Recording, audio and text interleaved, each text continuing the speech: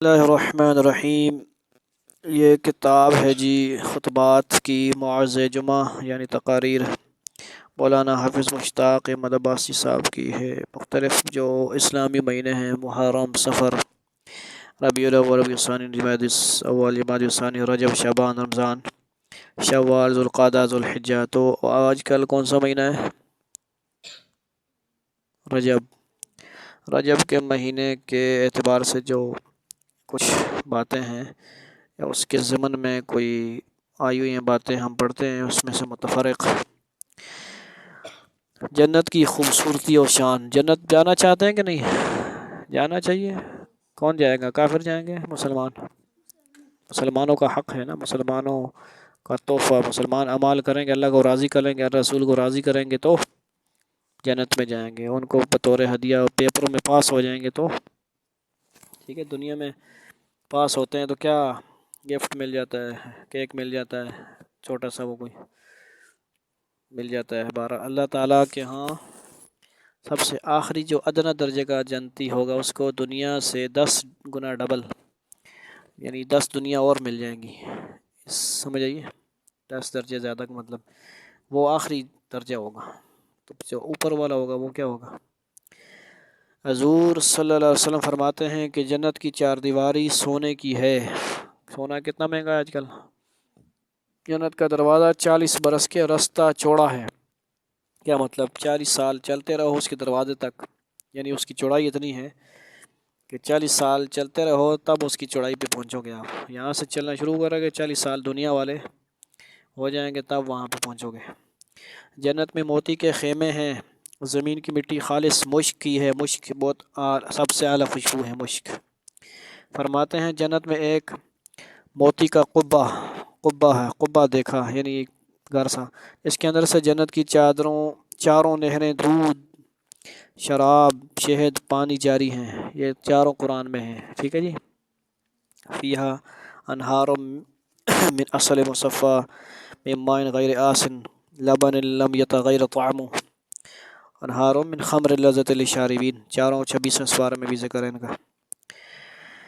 حضور صلی اللہ علیہ وسلم فرماتے ہیں کہ میں نے جنت میں سرخ یاقوت کا محل دیکھا جس کے نیچے جاری نہر کے کنارے ایک حور منہ دھو رہی تھی۔ سبحان اللہ۔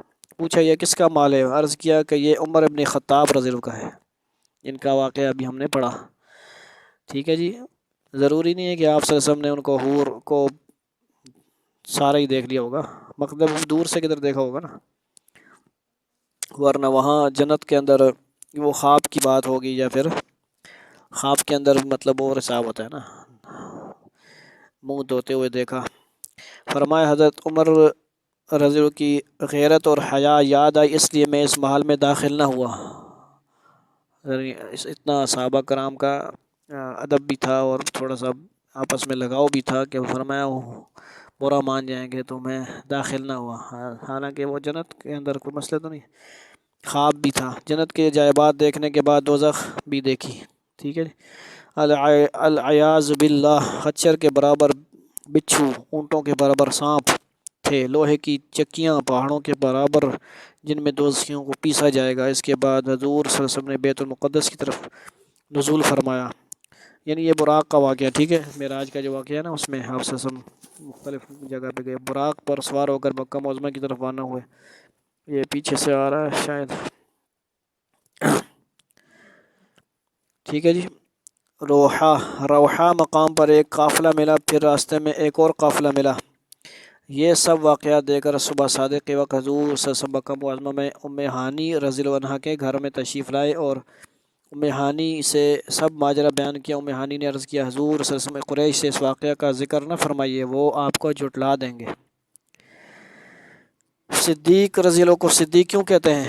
حضرت ابوبکر صدیق رضی اللہ کو، یہ یہاں پہ آپ کو پتہ لگے گا۔ واقعہ معراج سے قریش و مشرکین کا انکار، حضرت ابوبکر صدیق رضی اللہ کی تصدیق۔ صبح حضور صلی اللہ علیہ وسلم نے جب معراج کا ذکر کفار مشرکین سے کیا تو سب نے انکار کیا۔ ابو جہل خوشی سے حضرت ابوبکر صدیق رضی اللہ کے پاس گیا اور اس امید میں کہ وہ بھی انکار کر دیں گے تو وہ کام بن جائے گا، مگر جب اس نے حضرت ابوبکر صدیق رضی اللہ کو بتایا تو حضرت ابوبکر صدیق رضی اللہ نے فرمایا اگر میرے محبوب محمد صلی اللہ علیہ وسلم نے محمد صلی اللہ علیہ وسلم یہ بات کہتے ہیں تو میں تصدیق کرتا ہوں کہ وہ سچ کہتے ہیں۔ قریش نے حضور صلی اللہ علیہ وسلم سے طرح طرح کے سوالات کیے، اگر آپ آج رات بیت المقدس گئے تو مسجد کا نقشہ بیان کریں، مینار کتنے ہیں، برج کتنے ہیں، محرابیں کتنی ہیں، میرا ممبر کیسا۔ حضور صلی اللہ علیہ وسلم نے دعا کی، اللہ نے سب پردے ہٹا دیے، بیت المقدس سامنے نظر آنے لگا۔ حضور صلی اللہ علیہ وسلم نے سب کچھ بتا دیا اور یہ بھی کہا کہ رات راستہ میں یہ قافلے آ رہے تھے، وہ قافلے بھی آ گئے۔ قریش لاجواب ہو گئے۔ مسلمانوں، حضور صلی اللہ علیہ وسلم نے سب کچھ آنکھوں سے دیکھا، اس لیے ہماری کامیابی اسی میں ہے کہ حضور صلی اللہ علیہ وسلم کی تصدیق کریں، برے اعمال سے بچیں، نیک عمل کریں، ورنہ ہم تباہ و برباد ہو جائیں گے۔ یہ 25 یا 27 رجب کو نا معراج کا واقعہ، اس حوالے سے یہ معراج کا واقعہ مختصر سا بیان ہو رہا ہے، ٹھیک ہے، ورنہ ہم تباہ و برباد ہو جائیں گے۔ حق تعالی شان نے واقعہ معراج کو لفظ سبحان سے فرمایا ہے۔ 15 سپارے کے شروع میں کیا، سبحان الذی اسری بعبدہ، جس کے معنی پاک کے ہیں۔ سبحان کا معنی کیا ہے، پاک۔ سبحان اللہ کا مطلب کیا ہوتا ہے، اللہ پاک ہے، یعنی وہ ہر عجز و ناممکن سے پاک ہے، ہر کمزوری سے پاک ہے، سب کچھ کر سکتا ہے۔ حضرت جبریل علیہ السلام ایک دن میں 10 مرتبہ آ سکتے ہیں، تو وہ محمد صلی اللہ علیہ وسلم کو آسمان پر نہیں لے جا سکتا، لے جا سکتے ہیں نا۔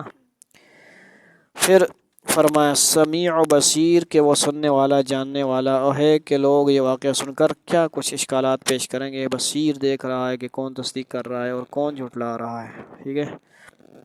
یہ مختصر سامنے کچھ واقعہ سامنے آ گیا، بیان کیا ہے، سمجھ آئیے۔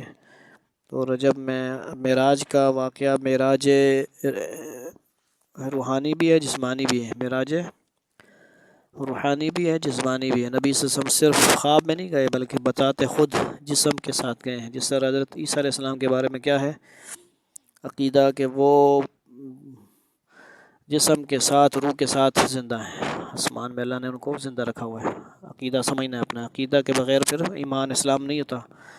اور اسی طرح حضور صلی اللہ علیہ وسلم کی یہ جو معراج ہے، یہ معراج جسمانی بھی ہے، روحانی ہے۔ آپ صلی اللہ علیہ وسلم گئے خود جسم کے ساتھ گئے، نہیں ایک تو خواب میں بھی بہت سارے ہوتے رہے نا، خواب میں یہ خواب نہیں تھا، یہ کیا تھا، خود جسم کے ساتھ آپ کو لے کے گیا۔ لیکن یہ ہے کہ وقت کو سٹاپ کر دیا گیا، یہ اس میں مسئلہ یہ تھا کہ اتنا زیادہ انہوں نے جو حالات دیکھے وہ چند یعنی دیر کی بات تھی، چند جو بھی گھنٹے کہہ لیں، آدھا گھنٹہ کہہ لیں دنیا کے حساب سے، مطلب وہ بہت زیادہ وقت کے لیے نہیں گئے، کہ جب ادھر گئے تو دنیا کا جو وقت تھا، جیسے ایک بزرگ فرماتے ہیں گھڑی مثال کے طور پر 6 بجے گئے ہیں، یہ رات کو گئے ہیں مثال کے طور پہ 8 بجے 9 بجے 10 بجے، تو 10 بجے گھڑی سے سیل نکال لیا گیا،